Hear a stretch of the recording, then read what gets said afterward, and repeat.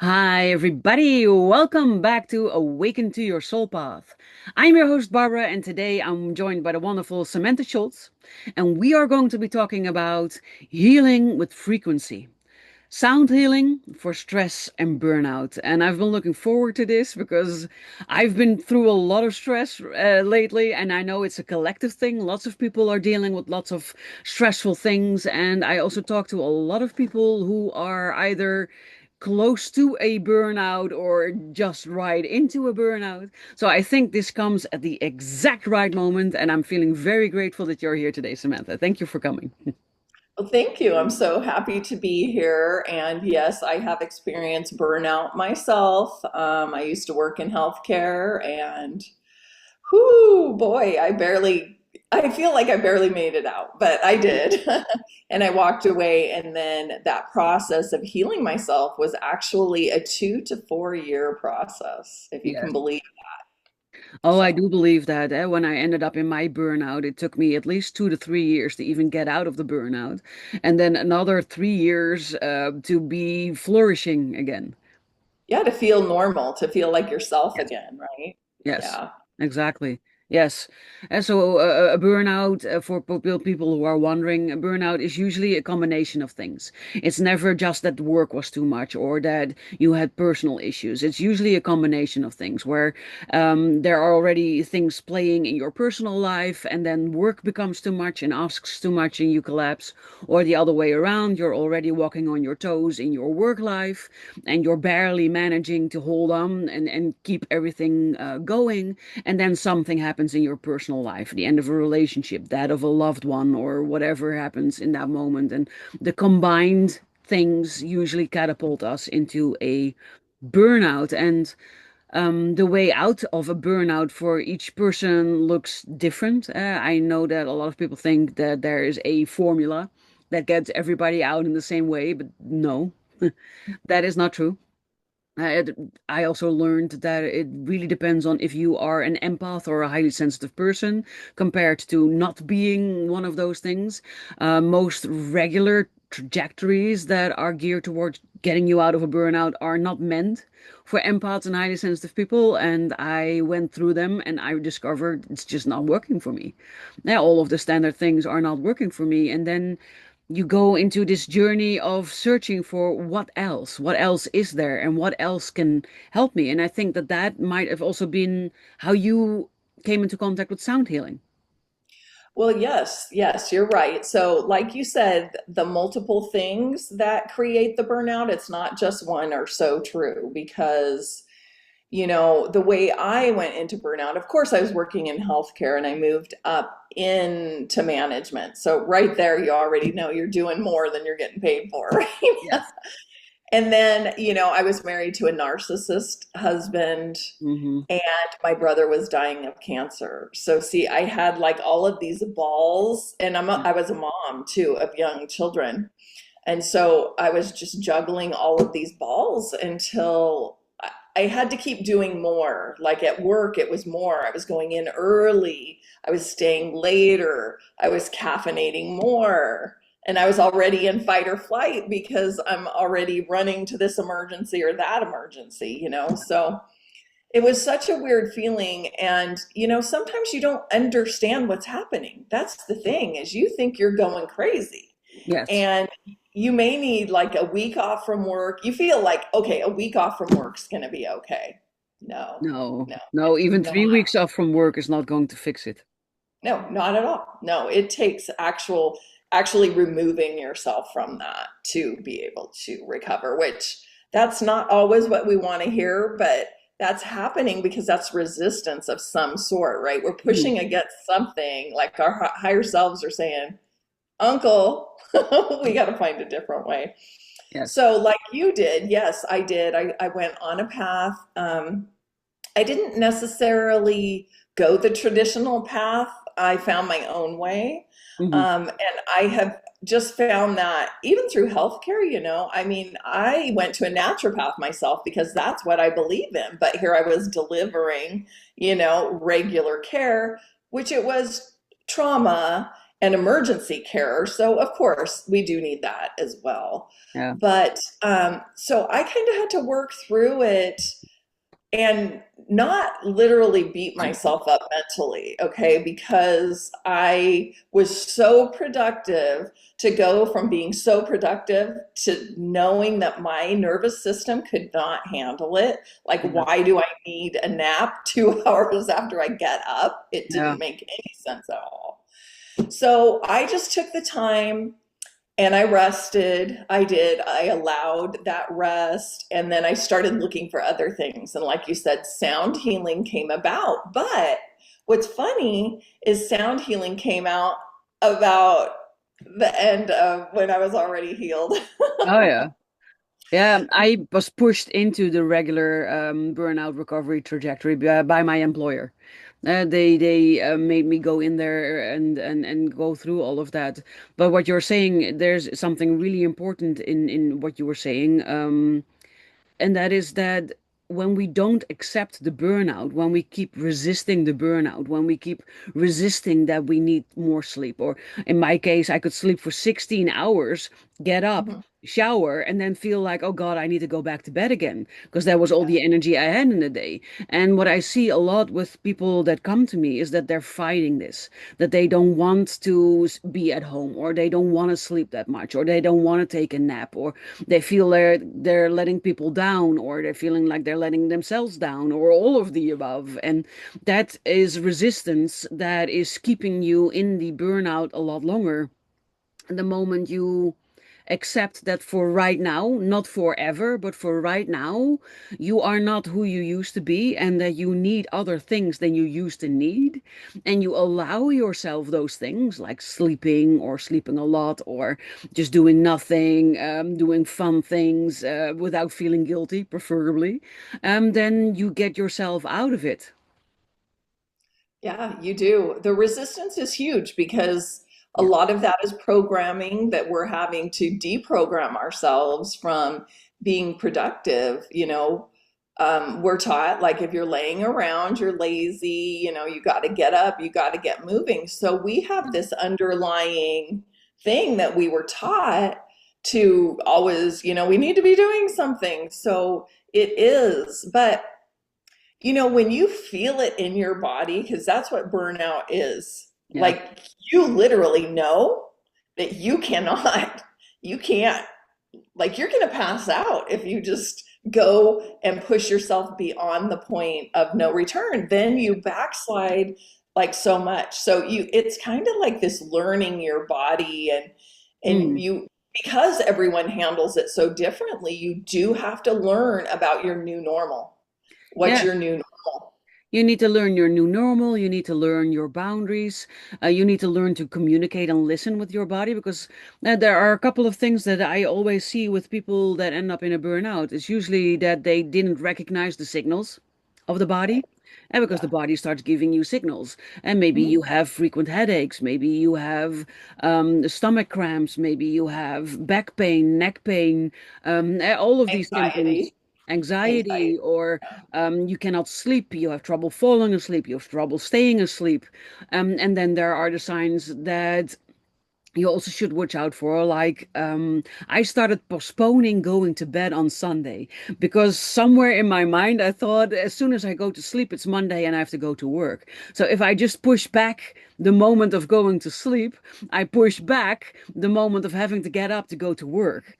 And all Mhm. of these things are signals that tell you that something's not okay and that you need to take action. But when we are so focused on just, I cannot let these people down, and I've made these obligations, and this is what I need to do, and that is expected of me, then we just keep going, going, going, going, going without noticing this or without taking action. Sometimes because we don't even know how to take action. What action should I be taking? And so it's a combination of things that I often see happening. Yeah, and sometimes you don't really know until you fully crash and burn. You Yes. know, you can notice that things are different. Like, why don't I have as much energy as I used to have? Or, and then my tendency was to grab caffeine, right? Because I needed to keep going. Well, Yeah. in that, right, ultimately because of the stress, because of the caffeine, I'm completely depleting myself Yeah. of things that I need to calm myself, right? So GABA was a huge one that you know, you are more reactive, you're more sensitive to everything. So, like, I would have anxiety to go into trauma. I would just pray that there wasn't going to be a trauma that day, which is so unrealistic, right? And I had seen millions of traumas before. It was no big deal. I totally knew what to do. Yeah. But like, I didn't have that underlying thing because I had burned it out so much to calm me. Hmm. So, see, how are you ever going to recover if you stay in that? You can't, Yeah. right? It is just crash and burn, and okay, now I have no choice. So, what do I do now? And hopefully, Yes. you can catch it early because that's Y- what I would want for people is I would Yeah. want you to catch it early and not have to go through the recovery of burnout because it tested me on many levels, especially mentally. Yes, because our mind is a very strong thing, and our mind keeps pushing and pushing and going and pushing and going and pushing and pushing. And it's the body that eventually has to say, no, no, no, no, I'm done. We cannot go any further. We cannot push anymore. I don't care what you want, mind. I don't care what you have in mind. It's done. We're done. And that's when you crash and burn. And that very literally had to happen to me where I went to school. I was still studying to be an acupuncturist. And at school, I broke down. I couldn't stop crying. And I was just, that was the moment that the elastic band broke. It Right. snapped, and I could only cry, and I couldn't even focus on anything anymore. And I get going over in my mind, but I need to finish this year because this was a study that you cannot do a semester and then take a semester off and then finish later. No, it was either the entire year or the entire year not. So stopping meant that I would have to stop the entire year, start the next year if that was possible, and postpone my dream and what I wanted for an Mhm. entire year. And I was struggling with that because I was miserable in my day job, and this was my ticket out of there, right? So I felt like, oh, I cannot stop because that means that I'm behind on my dream, on my journey for a year. And no, no, no, that's not possible. And so I really had to have that band snap at school and just completely crash and cry. And then the director of the school, he was so nice. He said, we will just take your payment and put it for next year so you don't have to pay anything. Then your next year tuition is already paid. If you want, you can still come to all the classes. You don't have to do any homework. You just sit here and you listen. And if not, then that's also fine. And we will leave that up to you. And it was so nice. And it made me cry so much harder. Right. Yeah. Wow, that is so amazing. No, my job was was not doing that. But for me to end everything, I walked away from the hospital. I gave my Mm. notice. And I really had to think that through because I had already left my narcissist husband Ah, and then my brother had passed away. So mhm. like everything came to a resolution. Yeah. And then you're kind of like, now Yeah. Yeah. What's next? Yeah. yeah, everything fell apart. It literally fell apart. That was my dark night of the soul. Hmm. I went into that. And also because I know your soul path, we're talking about that here. Now, after I had gone through recovery and everything, I had met a really nice lady, and she does the soul journey or, like a questionnaire or Hmm. something in a soul reading. And it was still after the fact. It was actually pretty recently and one of my gifts is sound healing. And I found that Yeah. organically because during my recovery, I started, just searching what is there out there that helps me Hmm. become a better me, Yeah. like be better to me, Yeah. and get out of the head. And I was pretty spiritual anyway and had definitely spiritual beliefs, but so I started doing, embracing the divine feminine. That was a big thing for me. about presence and your power. And so that was wonderful. And, I went to a book conference and I started writing a book. Like I wrote a book in a weekend.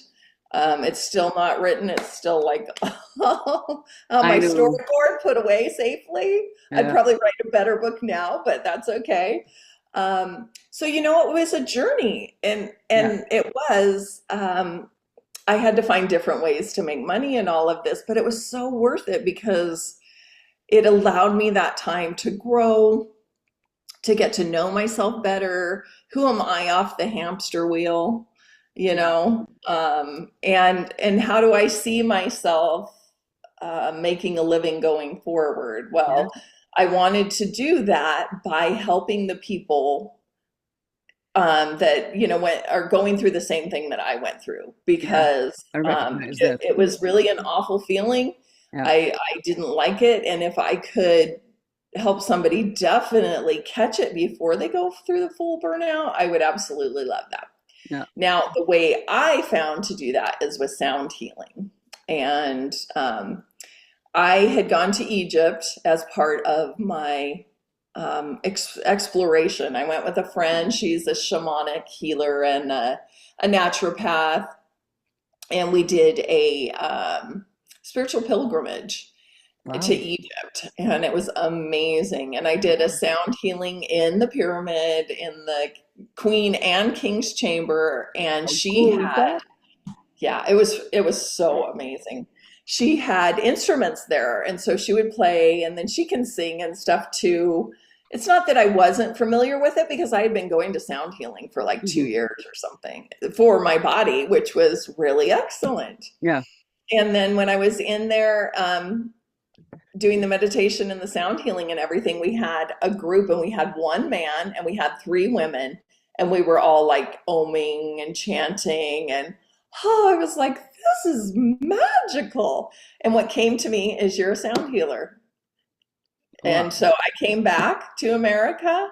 As soon as I got back, I registered. I had to wait 4 months. It was like pulling teeth just to wait that 4 months to get trained. And so now I'm a trained sound healer. I've been doing it almost 2 years now, and I do a lot Very online cool. as well. I record little songs that could be little, um, like for anxiety. Say if you're feeling anxious, it's a 6-minute clip that'll just help bring you back into presence.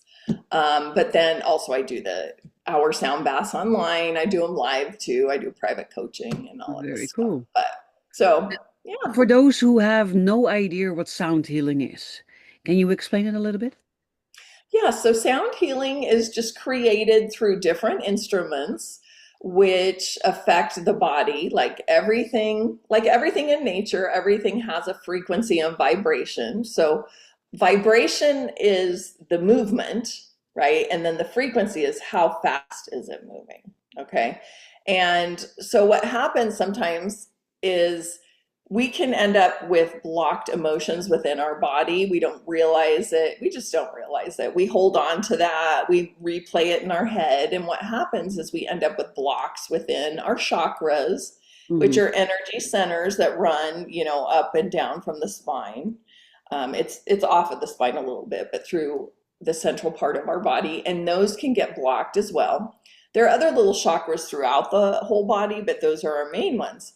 So, what I do with sound is I move energy through your body with sound to help break those up. And the way I look at the blocks as kind of like they're solid, they're just stuck there. And then once I start adding sound and vibration, right, is it just kind of breaks it up. And I just picture effervescent bubbles that just bubble up. And we can release it to the universe because that's truly where it's transmuted back. And then what it does is it takes a little time. Okay, this isn't great because we can get bogged down with a bunch of energy that we've been carrying since, if you're 50, you've been carrying Hmm. some stuff for Yeah. 50 years. And so it can take a little bit. Like it can even be uncomfortable at first. I'm not going to tell you that it can't, because Hmm. if you're so dense and there's so much dense energy in there, yeah, it can, at first you could be like, oh, that doesn't really feel good. But then, Mhm. in a week, you're like, oh, that feels really good. So Yeah. anyway, now I do that with multiple instruments. Would it be okay if I kind of show you some Yeah. instruments? I'd love that. Okay. Okay, so right here, this is a little Tibetan bowl. I love this thing so much. This one is for the high heart, which is right here around your thymus, your immune system's around here. So this one's a good one. I'll just kind of play it for you. So if I can chime it, the chiming really helps break things up. Okay. And you can kind of feel that. It'll take you Yeah. right there. And Here. then I'll sing it.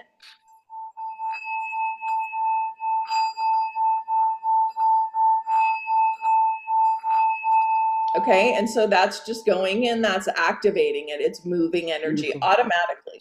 Okay, then we have a different one here. So that's the high heart. This one's a heart bowl. I do have, I use crystal and Tibetan bowls. I don't have a ton of Tibetan bowls because I find personally that I like the crystal a lot because I have the power to change things with it Mm. because unbeknownst to me, I think I'm kind of a medical intuitive. So I Mm. understand, like even working in the hospital, I understood things or felt things or knew things that other people didn't know. Mhm. So anyway, so here's the heart bowl. So see how this has a different tone to it. This Yeah. one doesn't sing as well, but this is, and it just feels magical, I think. Yeah. Resonates lower. Yeah, it Yeah. does. So this one's full heart here. Now, here's another thing that I like. Like we can use rattles and things like this. So feel this, because this one helps break up a ton of energy. And this one can be kind of a little loud, I think. But any type of thing like this is going to automatically, like I feel that in my throat chakra right now. And I don't feel like I have been like holding back on what I'm saying, but Yeah. I definitely can feel it in there. Here's a crystal bowl. This one is the throat chakra. So here's how it sounds.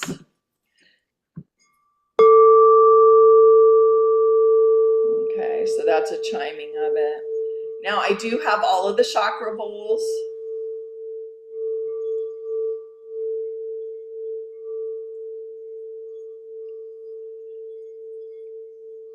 So the thing that's nice about these bowls is this can put you into a meditative state, right? That's why the hour-long ones are so good, especially when you're getting into it and you're looking for the healing, Mhm. because I break up the blocks and then I'm able to move them out. So like a shorter one is just a quick fix, right? But Mhm. what I do recommend is once a week. And I found that is what was best for me. Okay, Yeah. now we have the gong. Some people don't like the gong at first because when you do have a lot of dense energy, it can kind of make you feel uncomfortable, but it's totally worth it. It's Mhm. totally worth it. So, this kind of builds.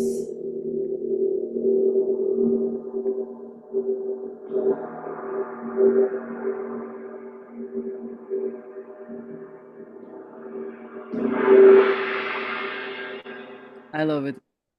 And so this one is very powerful. You're feeling it within all of your cells. Yeah. And so what I do find now, I can have some fun here. So say, hey, we want to go hang out with the whales, right? Right. So there's all kinds of little fun things I can do Very with cool. different instruments, and I really like that one. But okay, I have two more to show you. This one, now this is a full moon Tibetan bowl, which I'm going to be using tomorrow night for my full moon ceremony. Very cool. Okay, so the way I like now this one, I can use this on the body. I can use like in a one-on-one session when I really need to break up energy, I can put this on the body. Hmm. Okay, so oops, hold on, I'm hitting my arm. Now the thing about the Tibetan bowls is they have their frequencies are different, okay? Like the crystal bowls are a set frequency and they stay that way. This has many frequencies within it. Yes. And see that sound. So I do love this is one of my favorites because of the full moon, but I just love the tone of it. Hmm. So that one's really good. And I can play those all together. So like let's see, I have the little one, I have this one. So I could, let's see, I can be like that one. See how that vibrates on here? Yeah. So, I can just play. It's like I'm this composer up here when I'm going to town. And one of my favorites is the Yeah. chime, So you get the light, bubbly. This reminds you of it. Well, this reminds me of like my grandma's porch. Like you could be just on the tire swing and you're hearing this just in the background. It has a great memory for me. Yeah. So anyway, so yes, I have more instruments than this. I have an ocean drum that sounds like the ocean. I've got the Native American drum. I play the flute. So it just Nice. depends on kind of what I feel like Yeah. that my group needs that day, and the way I line it up depending on what's going on. Okay, so right now with the energies and with Three Eye Atlas and everything around. So that is here activating our third eye. That's why it's Hmm. called Three Eye. Okay. But what happens is we can get very flighty. Like if Hmm. I don't play things right, you can get very flighty. And then you're like, why do I feel like crap? Because, oh, sorry, I have this little kitty here wanting to play with all my instruments. Stop That's what I was Fine. worried about. Having the crystal bowl here is already broken one. Ah. But anyway, so that is what my sound ensemble is like. Like I say, I've made a deer drum, so I've done the tribal thing, and that was really Very fun. I cool. made a rattle out of buffalo, and so it's really been a great journey. I Hmm. did play for like a year and a half at a studio. It was a dance studio, and the way the music travels is so wonderful, but I prefer being online. So yeah, I stick to that a lot. But that's kind of what I do and how I move energies with music. I love that. I have been working with this a lot myself as well. I have a couple of Tibetan singing bowls, but I go to the sauna every week and they do sound healing rituals with most of the things that you showed, also with a rain maker. Yeah, And a rain stick, I think they call it, a yeah. rain stick. Uh, And it's very cool. It's really awesome, and I love it. So I'm feeling very grateful that you showed us all of this. As for especially for people who have never heard or seen anything like this before, it's really great. And I can also imagine that if you're watching and listening to this, that you think, "Oh, I would love to know more about this, or maybe even join your full moon circle or something like that." So, where could people find you, or how could people contact you? well, I am on Facebook. It's under Samantha Mayfield Scholes. I'm on Instagram. Now, my company name is Energetic Me. So it's Energetic Me AZ. That's my email under Gmail. So Energetic Me AZ at Gmail.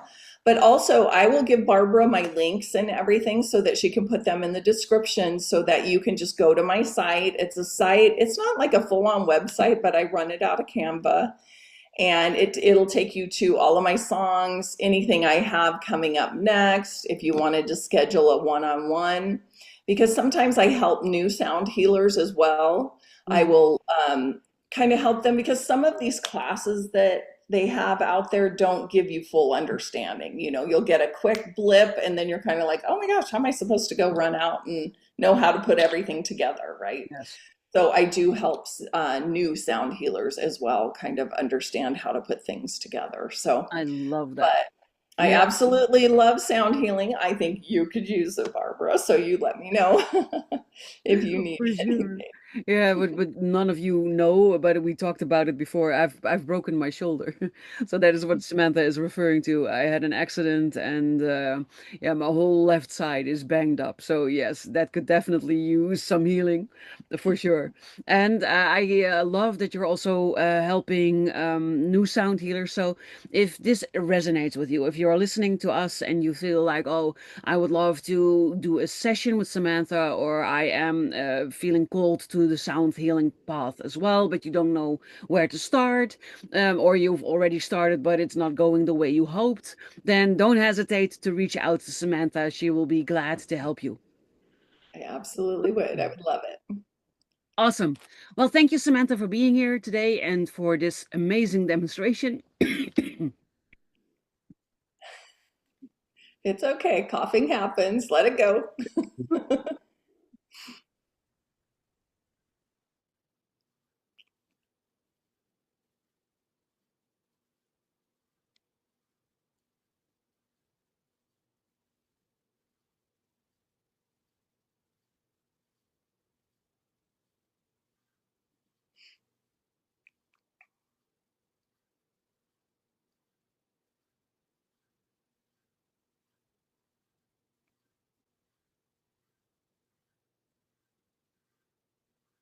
I'm so happy this was at the ending.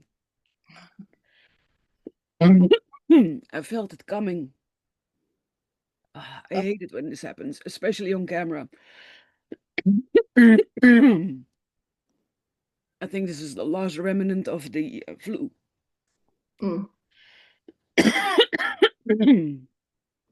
Okay.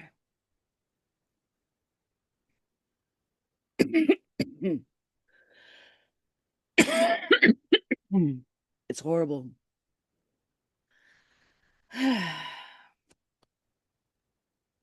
Okay. We will cut out this part. okay. But thank you for being here. Thank you for showing us all of these amazing instruments. It was a pleasure having you. Thank you. Thank you for having me, Barbara. I really appreciate it. And I look forward to hearing from some of your group. So take care, and I will see you next time. Yes. Bye, everybody. Have an amazing rest of your day today. Bye.